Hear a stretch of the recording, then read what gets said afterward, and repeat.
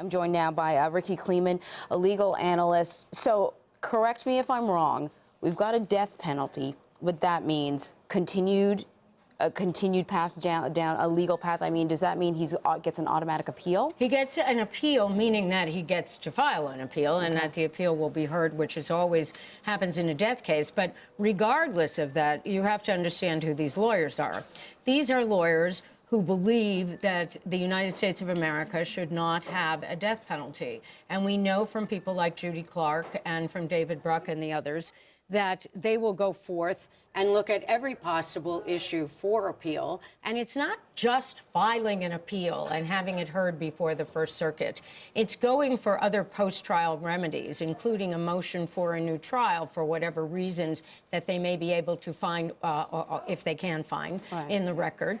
They will also have to be dealing with the fact that as a prisoner goes up the ranks, because he obviously will be sentenced and be sentenced to be held until that time that he should be executed, that can take many, many years, and the judicial process can take many, many years. In addition, the Middlesex County District Attorney's Office, which is where Cambridge, Massachusetts is, just across the river from Boston, is where police officer Sean Collier from MIT was killed.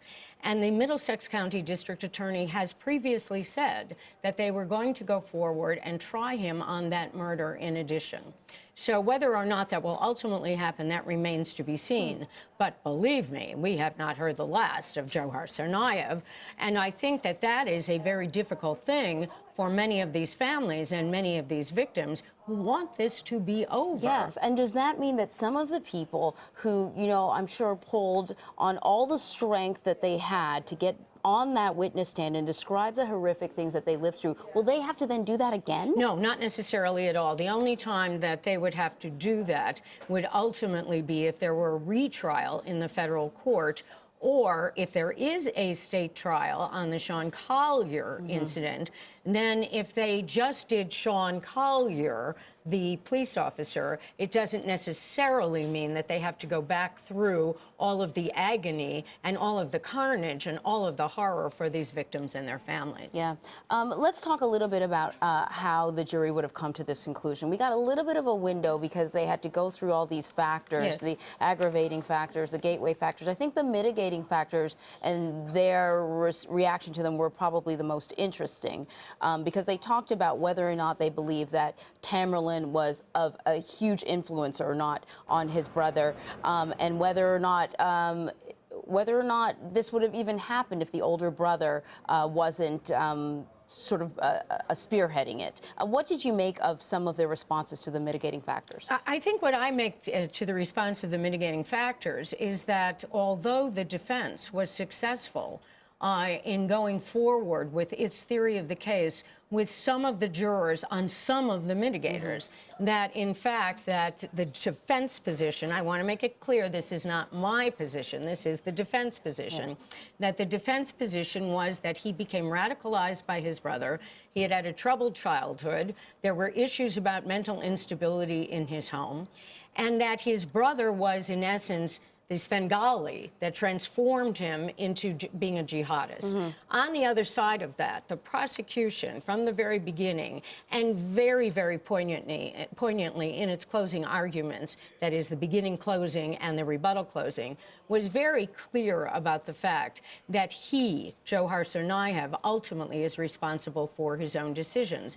He was 19 years old. He was not 12. Right, indeed.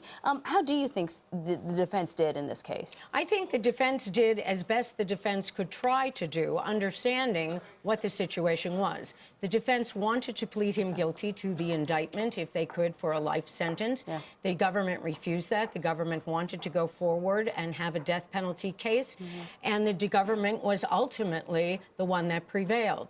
The defense certainly led many of the jurors to believe that their theory of who this person was in great part true. Didn't mean that it could carry the day for Dzhokhar Tsarnaev, because ultimately we had, I was in court at the time that the terrorism expert testified for the prosecution. And one of the things that happens when you listen to a terrorism expert is talk about how all kinds of people are radicalized. People are not necessarily just born jihadists. Many of them are radicalized through a process. This process in Dzhokhar's life happened through Tamerlan, according to the government, and obviously, in the end, according to the jurors. Yeah, right.